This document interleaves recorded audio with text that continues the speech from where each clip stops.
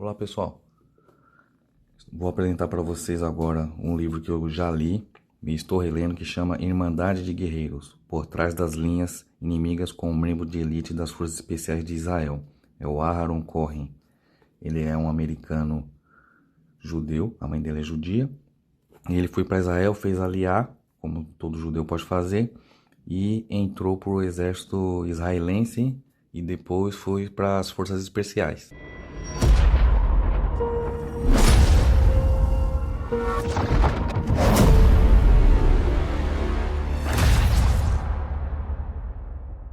Ele é o típico americano playboy, sem limites, desobediente, queria brigar com todo mundo, e a mãe dele acabou mandando ele para uma academia militar, e lá ele conheceu algumas pessoas e que começaram a falar sobre o exército de Israel, como que eles atuavam, e ele acabou se interessando muito e decidiu ir para lá.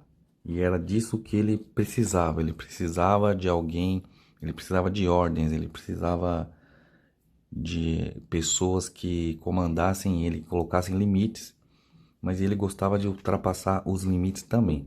Eu vou ler uma parte do trecho interno aqui, que é essa parte. Aos 18 anos, Aaron Cohen deixou Beverly Hills para alistar-se nas Forças Armadas de Israel. Ele estava decidido a integrar-se no melhor comando antiterrorismo de elite da Força de Segurança Israelense. Depois de 15 meses de treinamento exaustivo que decompõe o indivíduo e então reconstrói como guerreiro, Cohen foi designado para o mais alto posto a que um não-israelense jamais chegou a ter nas Forças Especiais. Em 1996, foi enviado para uma unidade super secreta que encaminha agentes disfarçados de árabes para a margem ocidental do Rio Jordão, sob controle palestino, para sequestrar líderes terroristas e levá-los a Israel, para interrogatório e julgamento. Entre 96 e 98, Aaron Cohen aprendeu hebraico e árabe, tornou-se especialista em operações militares, antiterrorismo urbano, na arte de defesa pessoal do Krav Maga e em operar sob disfarce. E participou de dezenas de missões arriscadas. Certa vez infiltrou-se em um casamento do Hamas para sequestrar um terrorista procurado e fingiu ser jornalista americano para armar uma emboscada para um dos financiadores do massacre de Dizengoff, rendendo-o numa brutal luta corpo a corpo. Leitura dinâmica e emocionante. A história de Cohen é uma rara visão documentada sobre o cinzento mundo das operações especiais. Esse livro aqui eu gostei porque ele conta, inicialmente ele conta a parte inicial da vida dele, como que ele ficava nos Estados Unidos, e logo depois a parte que ele vai para Israel, ele começa a falar sobre a parte dos treinamentos, não detalhadamente, porque ele mesmo diz aqui no livro que não pode, mas contou muitas coisas interessantes do que acontece lá dentro. O livro começa com o massacre de Dizengoff. Esse massacre foi o do shopping, onde um terrorista explodiu uma bomba e acabou matando 14 pessoas em Tel Aviv. Em 9 dias aumenta para 61 o número de mortos. Então eu vou ler um trecho aqui sobre esse massacre. O quarto de uma série de ataques suicidas em Israel foi lançado no coração de Tel Aviv, aumentando para 61 o número de mortos em 9 dias. Com seu próprio poder ameaçado pela indignação pública, o governo reuniu-se numa sessão de emergência e declarou que estava iniciando uma guerra total contra o novo terrorismo em áreas sob controle palestino. Com a inesperada onda de terror dos atentados à bomba e a dura resposta de Israel, o destino dos acordos entre israelenses e palestinos estava por um fio. Marquei algumas partes aqui que eu achei interessante, que ele descreve algumas filosofias e descreve também alguns lemas. E um desses, que é o do Matkal, é: o que não se consegue com força, se consegue com inteligência. E o lema da S3, propositalmente zombando da Matkal, é: o que não se consegue com força, se consegue com mais força. Então a gente vê aqui um pouco de rivalidade entre as unidades. Umas são mais brutais, outras procuram agir com mais inteligência. E depois ele voltou para os Estados Unidos, montou uma empresa de segurança, porque ele percebeu que nos Estados Unidos não tem comparação com o tipo de inteligência israelense, de como que eles trabalham no dia a dia.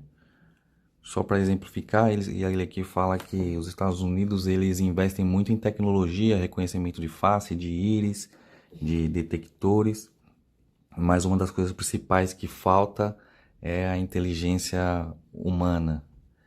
A inteligência humana em observar movimentos, observar linguagem corporal, jeito de falar. Aqui eu vou mostrar algumas fotos do passaporte, da insígnia, parte de treinamento, aqui com disfarce, a moto que trouxe dos Estados Unidos para Israel, aqui com os seus amigos, o símbolo da unidade. Aqui numa das operações, ele diz: era uma operação gigantesca, provavelmente a mais complexa e bem planejada de toda a minha permanência na Duvidivan. Quase 40 guerreiros trabalharam na missão, divididos em 4 equipes. 20 homens entrariam disfarçados, 2 na recepção do casamento, fazendo o papel de amigos do casal, e o resto ficaria andando na rua do lado de fora para confirmar a chegada de Abu Jihad. Atiradores de elite nos telhados cercavam a localização do alvo.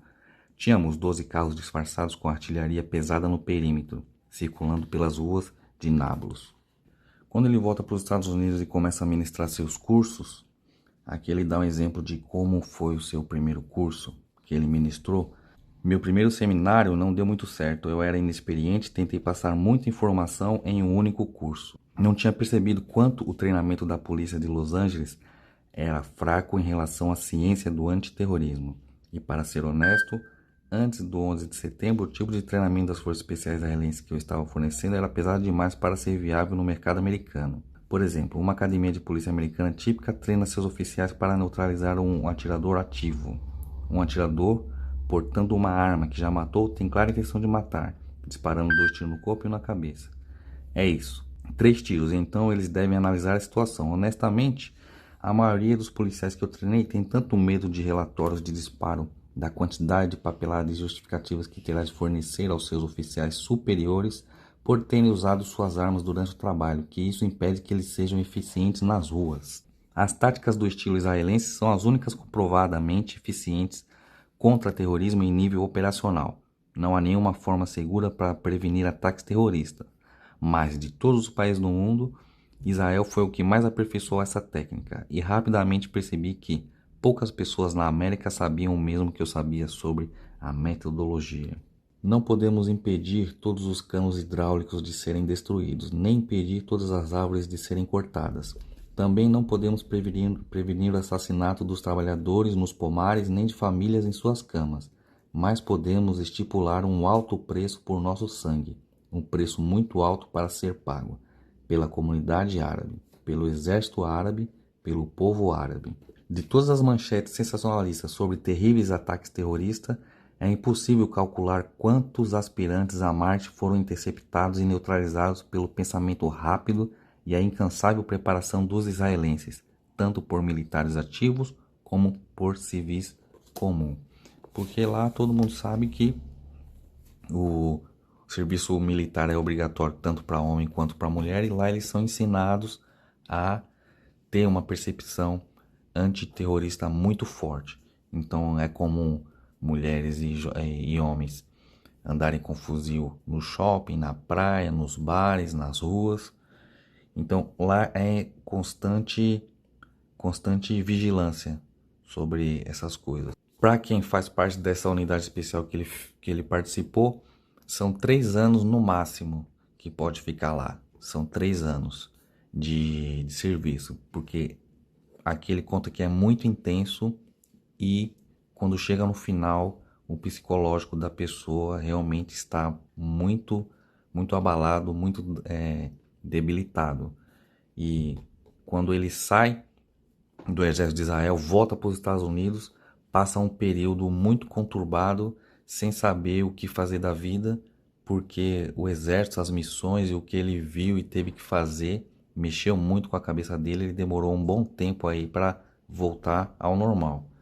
Mas conta que até nos dias atuais ele não é mais a mesma pessoa. E isso somente em 3 anos de forças especiais israelense. Um livro muito bom, ele tem 253 páginas, estou relendo ele novamente e fica aí a dica para quem gosta desse tipo de livro.